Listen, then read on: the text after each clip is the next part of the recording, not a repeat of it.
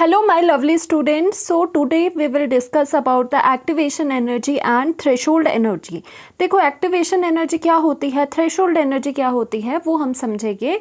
किसके साथ रिएक्शन, सबसे पहले एंडोथर्मिक रिएक्शन जो होती है उसमें कैसे दिखेगी आपको ये दोनों एनर्जीज, एंड एक्सोथर्मिक रिएक्शंस है उसके लिए कैसे ये एनर्जी दिखेगी, और एनर्जी का graph with the progression of reaction के साथ हम बनाएंगे। ठीक है, यहीं से आपको आइडिया लगेगा अबाउट दीज टू एनर्जीज, क्योंकि जो नेक्स्ट टॉपिक्स आपके पास आएंगे उसके लिए आपको activation energy and threshold energy की सेंस होनी चाहिए कि क्या क्या होता है। ओके, नाउ देखो, फॉर द एंडोथर्मिक रिएक्शन सबसे पहले हम ग्राफ बना रहे हैं किसके बीच, यहाँ पर है पोटेंशियल एनर्जी, पोटेंशियल एनर्जी। ठीक है, पीई लिखा है या सिंपली एनर्जी लिख लो।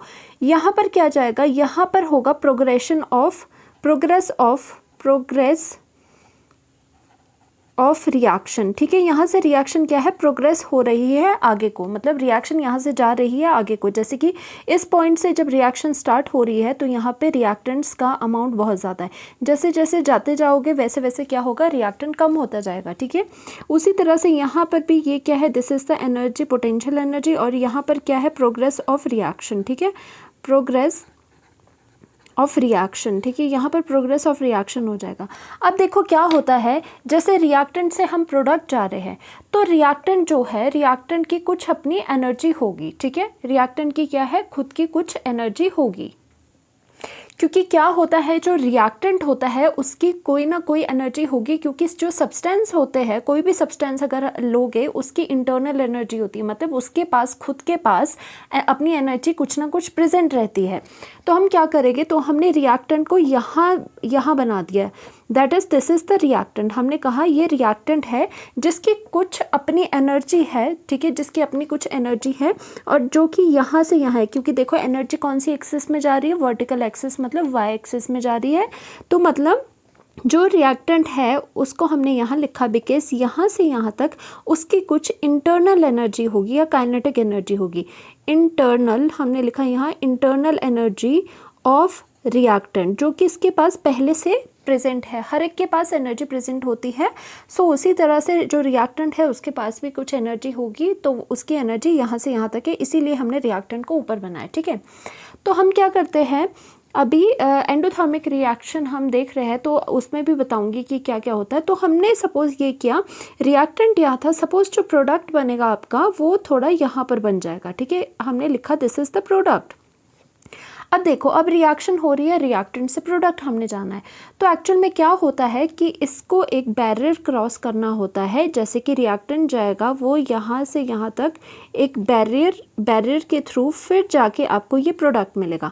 मतलब ये इसको रिएक्टेंट को इतना यहाँ से यहाँ तक इस स्टेज में आना होगा, इस स्टेज पे आना होगा, फिर जाके वो प्रोडक्ट बना सकता है, अदरवाइज वो प्रोडक्ट नहीं बनाएगा। ठीक है, और इसको क्या कहते हैं, इसे कहते हैं ट्रांजिशन स्टेट।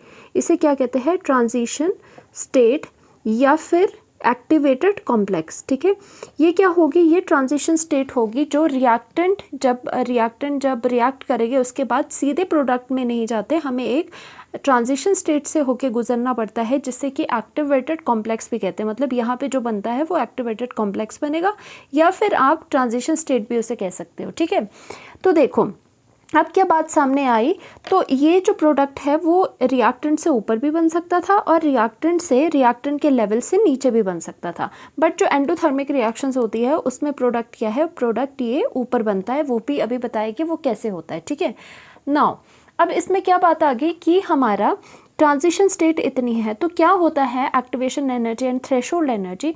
थ्रेशोल्ड एनर्जी होती है एनर्जी यहाँ से लेके नीचे से यहाँ तक, मतलब मिनिमम एनर्जी जो कि रिएक्टेंट के पास होनी चाहिए।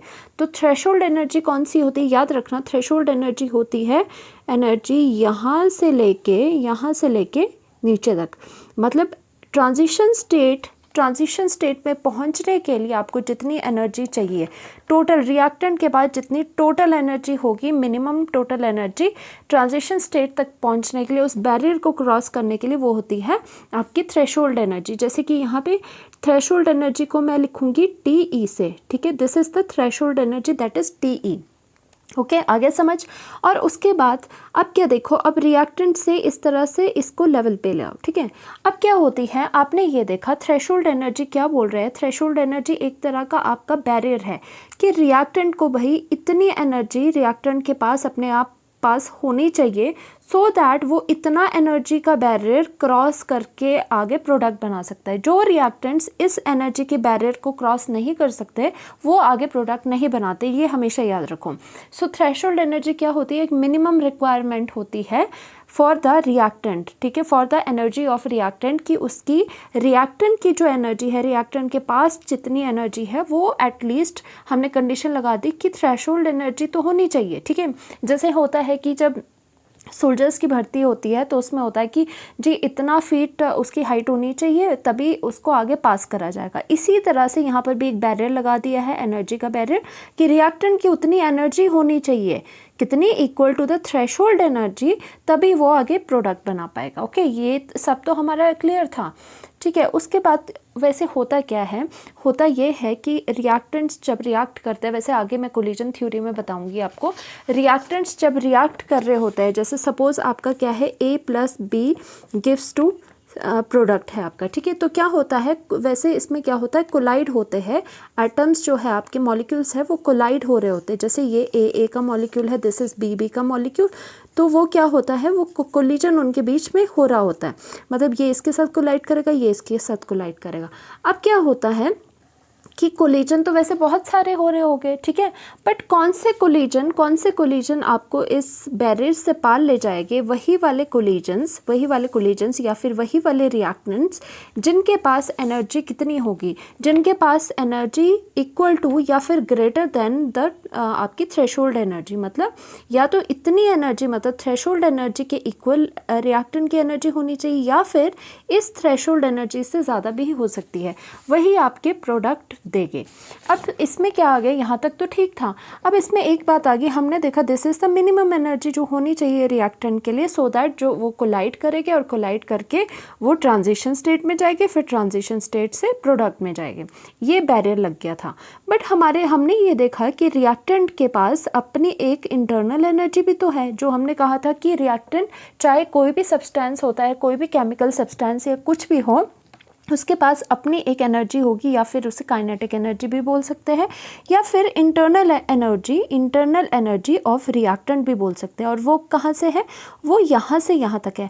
और देखो ये वर्टिकल में क्योंकि आपने एनर्जी ली है वाई एक्सिस में, तो ये जो वर्टिकल चीज़ें दिखा रहे हैं वो एनर्जी को रिप्रेजेंट करती है ना। रिएक्टेंट की अपनी एनर्जी तो इतनी थी, और आपने बोला रिएक्टेंट की होनी चाहिए एनर्जी, मतलब थ्रेशोल्ड एनर्जी, इतनी थ्रेशोल्ड एनर्जी मिनिमम होनी चाहिए।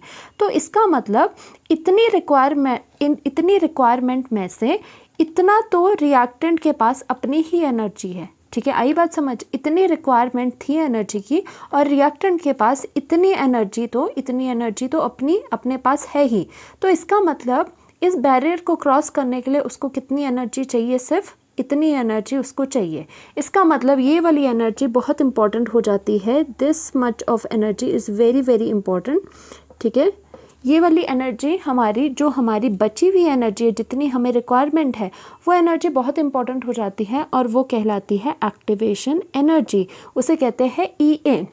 अब आपको फ़र्क नज़र आ रहा होगा कि सबसे पहले जो थ्रेशोल्ड एनर्जी होती है, एक ये बैरियर है, एक ये मिनिमम एनर्जी है that must be possessed by the reactant so that it will get through this barrier, मतलब so that it will be converted into the product, ठीक है। फिर आपने ये देखा ध्यान से कि भाई रिएक्टेंट के पास तो इंटरनल एनर्जी है उसकी, इसका मतलब थ्रेशोल्ड एनर्जी तक पहुंचने के लिए इंटरनल एनर्जी प्लस उसे सम इतनी अमाउंट ऑफ एनर्जी चाहिए, और वो एनर्जी क्या है, वो जो एनर्जी इन्होंने देखी वो क्या हुई, वो हुई एक्टिवेशन एनर्जी।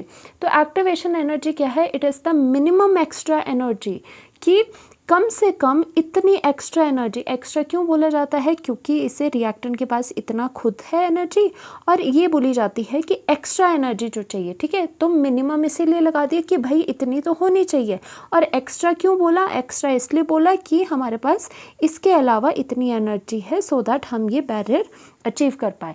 सो एक्टिवेशन एनर्जी क्या होती है, मिनिमम एक्स्ट्रा एनर्जी, ठीक है, that is required by the reactant, so it will be converted into the product. तो आपको समझ आ गया होगा कि थ्रेशोल्ड एनर्जी क्या होती है, एक्टिवेशन एनर्जी क्या होती है। ठीक है, और यहाँ पर देखो, यहाँ पर क्या हो रहा है, यहाँ पर जो आपने देखा this is the energy of the reactant, और यहाँ से यहाँ पर क्या हो जाएगा, this is the energy of the, यहाँ से यहाँ क्या होगा, अगर आप यहाँ लाइन ड्रॉ करोगे, ये वाली एनर्जी क्या है, this is the energy of product. ठीक है, this is the energy of product, जो प्रोडक्ट बना आपके पास उसकी एनर्जी कितनी आई। ठीक है, तो आपने यहाँ पर देखा कि आपको वैसे भी पता है this is the endothermic reaction, और वो बताती हूँ मैं क्यों होता है।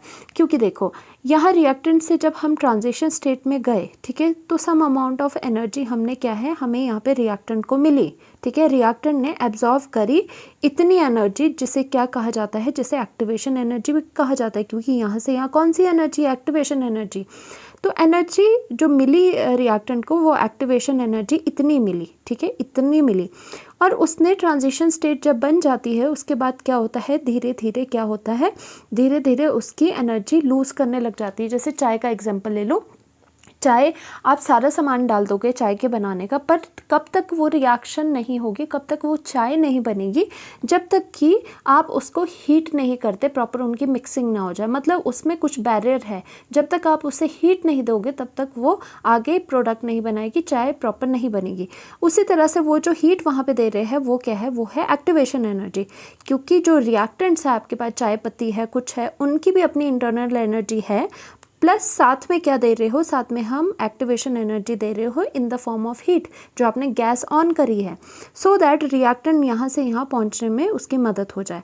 तो एक बार ट्रांजिशन स्टेट बन गई, मतलब वो चाय वगैरह उबल वगैरह गई, उसके बाद क्या करते हो आप, जो बर्नर है उसको बंद कर देते हो और उसके बाद उससे ठंडा होने देते हो, तो प्रोडक्ट बनता है। वही केस इसमें भी हो रहा है।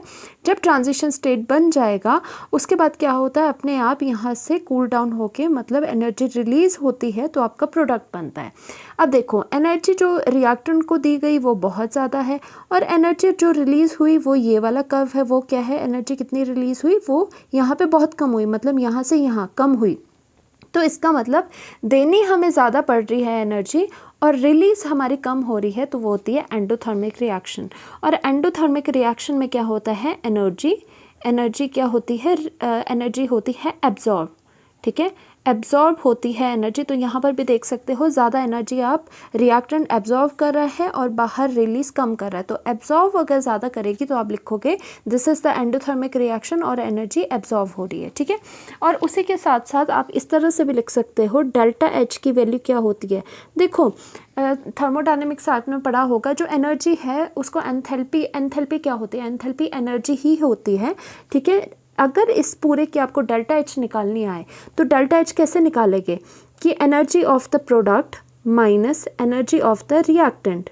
ओके, तो यहाँ पर देखो इस केस में आपके पास क्या है, इस केस में जो एनर्जी ऑफ द प्रोडक्ट है वो ज़्यादा है एनर्जी ऑफ द रिएक्टेंट से। ठीक है, ये तो है ना, यहाँ पर देखो, यहाँ पर एनर्जी ऑफ रिएक्टेंट इतनी कम है, यहाँ पे एनर्जी ऑफ प्रोडक्ट इतनी ज़्यादा है, मतलब पी की वैल्यू ज़्यादा होगी रिएक्टेंट से। इसका मतलब delta H is always positive. वही रीज़न होता है कि हम एंडोथर्मिक रिएक्शन में क्यों बोलते हैं कि डेल्टा एच पॉजिटिव है, क्योंकि उनकी एनर्जी या एंथैल्पी कहो प्रोडक्ट की ज़्यादा होती है देन दैट ऑफ रिएक्टेंट। मतलब क्या चीज़ हुई, एंडोथर्मिक रिएक्शन में आपकी एनर्जी एब्जॉर्ब हो रही है, और वो आप कैसे देख रहे हो, अब आप बता सकते हो ध्यान से, अगर कोई भी कर्व आपके पास ऐसे गिवन हो, आप बता सकते हो कि एनर्जी जो एब्जॉर्ब हुई है वो बहुत ज़्यादा हुई है, और यहाँ पे जो निकल रही है, रिलीज़ हो रही है एनर्जी, वो बहुत कम रिलीज़ हो रही है।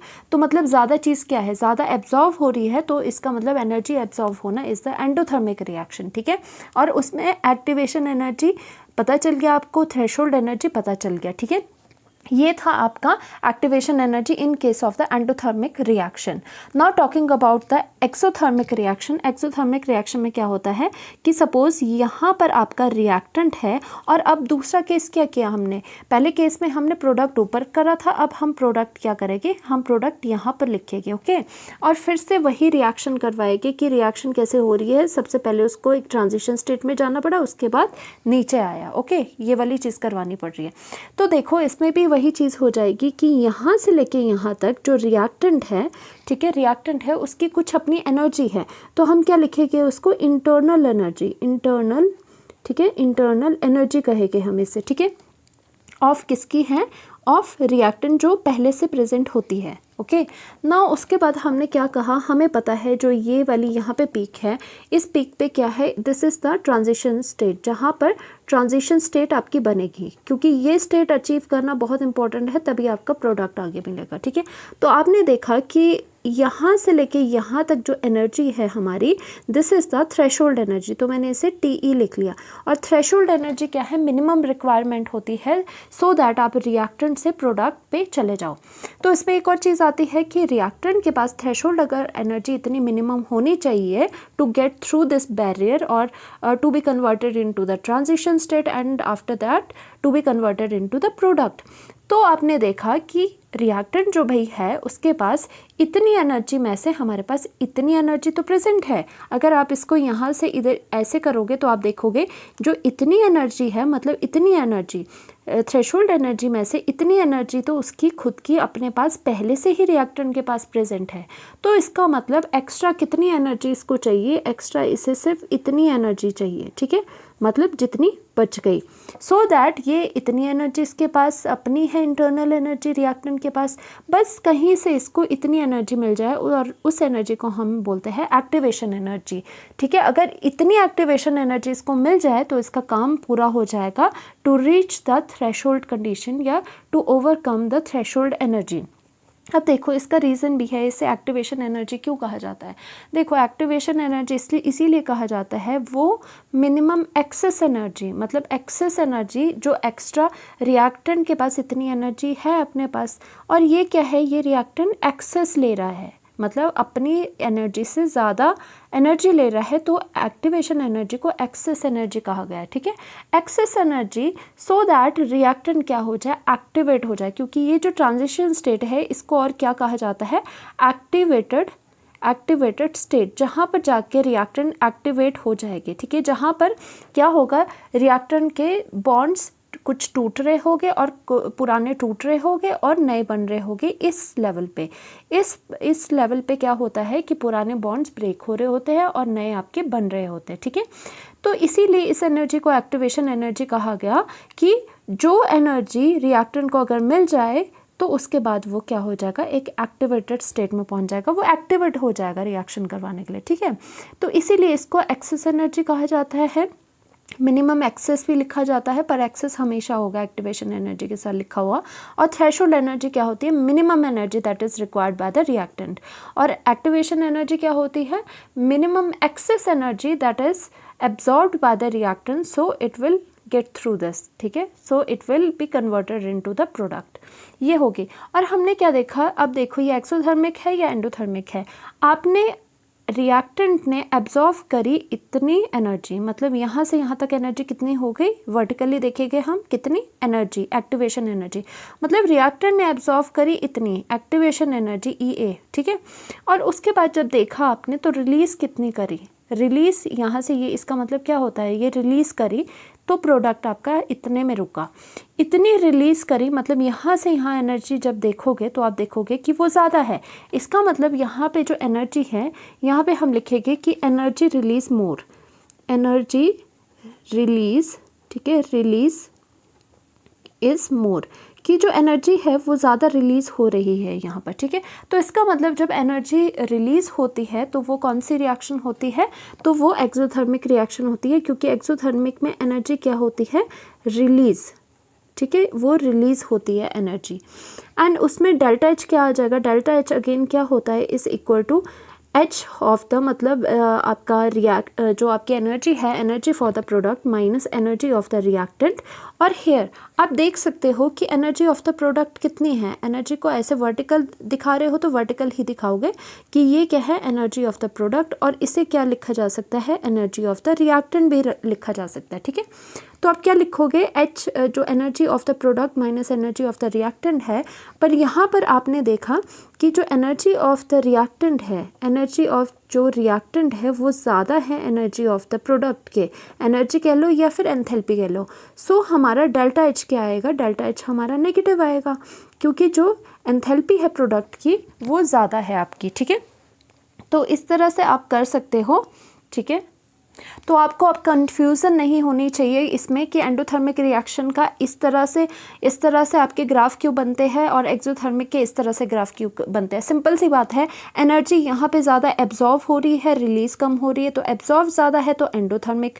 एक्सोथर्मिक में क्या होती है, एनर्जी रिलीज़ होती है, तो आप देख लो क्या एनर्जी रिलीज़ ज़्यादा है, यस एनर्जी रिलीज़ ज़्यादा है, तो आप क्या करोगे, तो इसको एक्सोथर्मिक रिएक्शन लिखोगे और उसी के लिए डेल्टा H नेगेटिव भी आता है। वेयर एज ट्रांजिशन स्टेट आपकी ये एक्टिवेशन एनर्जी और आपकी थ्रेशोल्ड एनर्जी आपको पता चल गया क्या होती है। सो जब आपको ये चीज़ें पता चल चुकी है तो हम अब इसकी लिखेंगे डेफिनेशन की, डेफिनेशन क्या होती है threshold energy and activation energy की। हम लिखेंगे, देखो थ्रेशोल्ड एनर्जी क्या होती है, सबसे पहले तो आपको पता चल गया एक मिनिमम अमाउंट ऑफ एनर्जी जितनी रिएक्टेंट के पास होनी चाहिए, इतनी मिनिमम तो होनी चाहिए, इससे ज़्यादा भी हो सकती है, इसीलिए लिखा है कि मिनिमम भाई रिक्वायरमेंट तो है ही इतनी, तभी इसे मिनिमम एनर्जी लिखा गया है, क्योंकि एनर्जी तो आपके पास कितनी भी ज़्यादा हो सकती है। तो बोला गया है कि सभी रिएक्शन के लिए कि भाई चाहे आपके पास जितनी मर्जी एनर्जी हो जाए पर भाई मिनिमम एनर्जी तो कम से कम इतनी तो होनी चाहिए रिएक्टेंट के पास, ठीक है। तो थ्रेशोल्ड एनर्जी क्या है, threshold energy it is the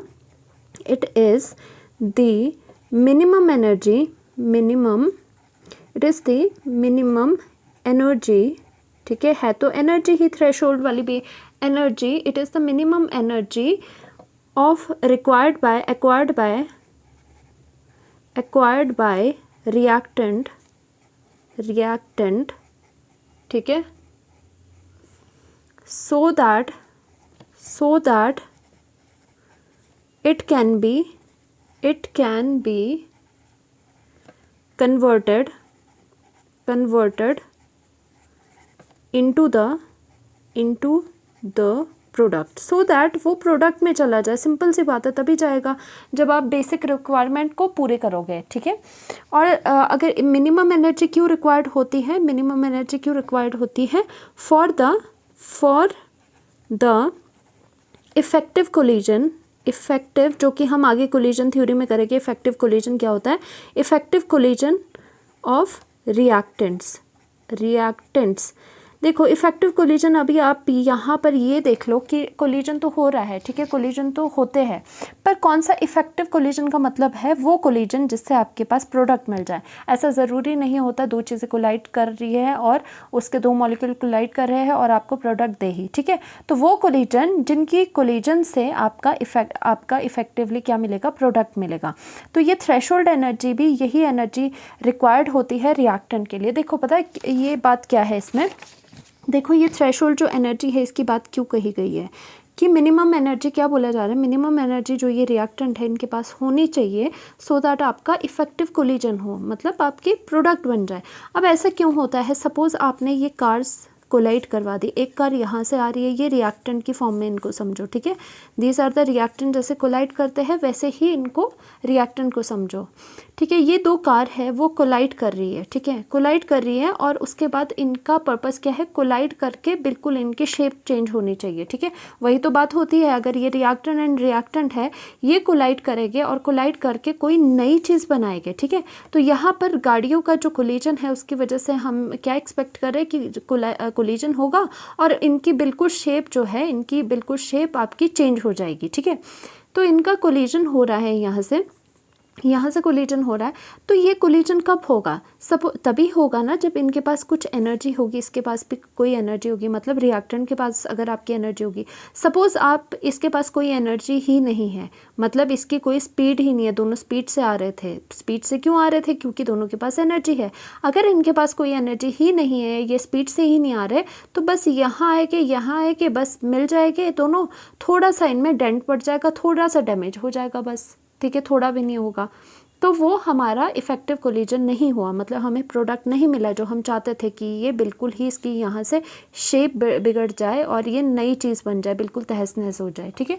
तो उसी तरह से रिएक्टेंट के लिए इसीलिए ये थ्रेशोल्ड एनर्जी रिक्वायर्ड होती है, सो दैट एटलीस्ट उनके पास कोई इतनी एनर्जी होनी चाहिए, मिनिमम थ्रेशोल्ड एनर्जी मतलब इतनी मिनिमम एनर्जी होनी चाहिए सो दैट भाई वो कोलाइड तो कर पाए।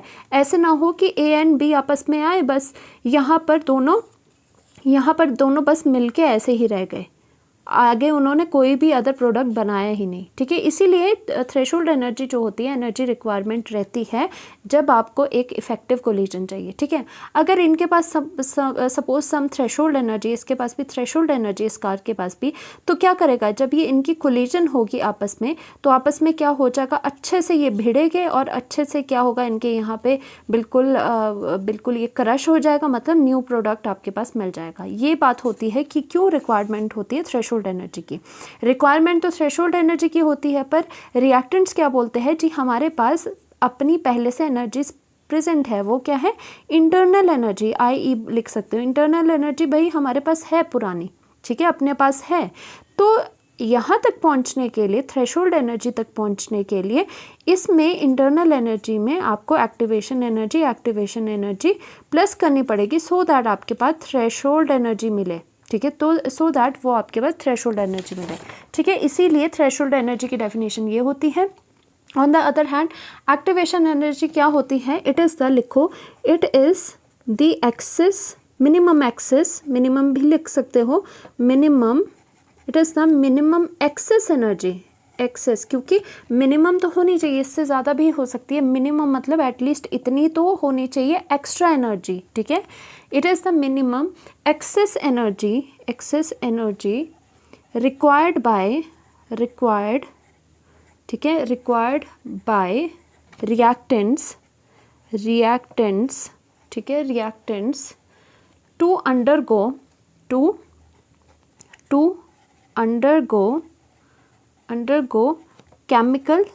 केमिकल रिएक्शन, सो दैट तब उसकी केमिकल रिएक्शन हो सकती है, ठीक है।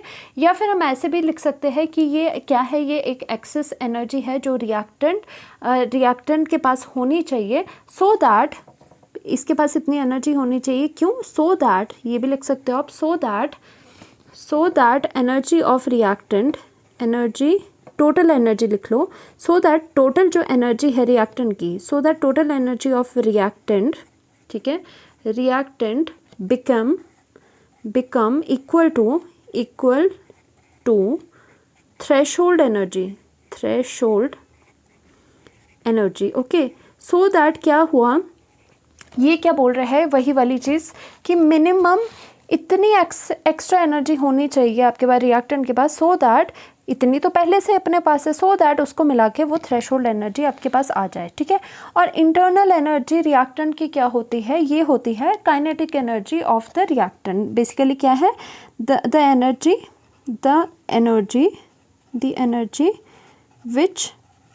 विच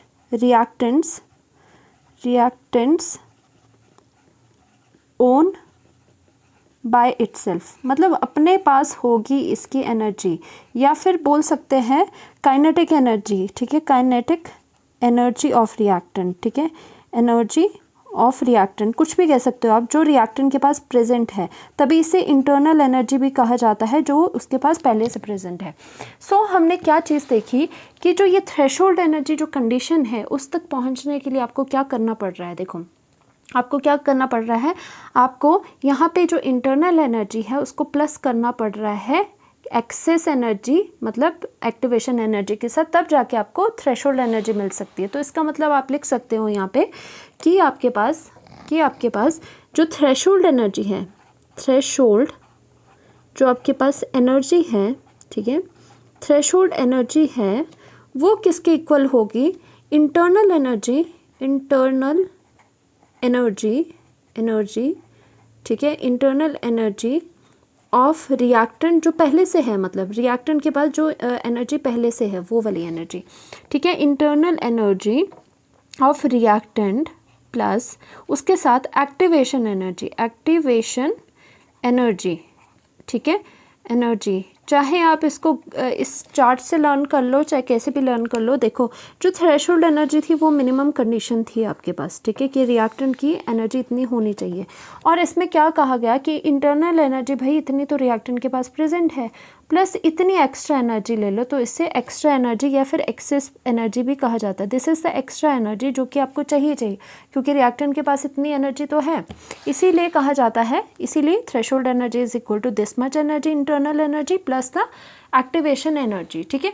इस तरह से आपको ये कोलाइड करेगी जिनके पास ये वाला क्राइटेरिया आपका मैच होगा, फिर जाके आपका प्रोडक्ट मिलेगा।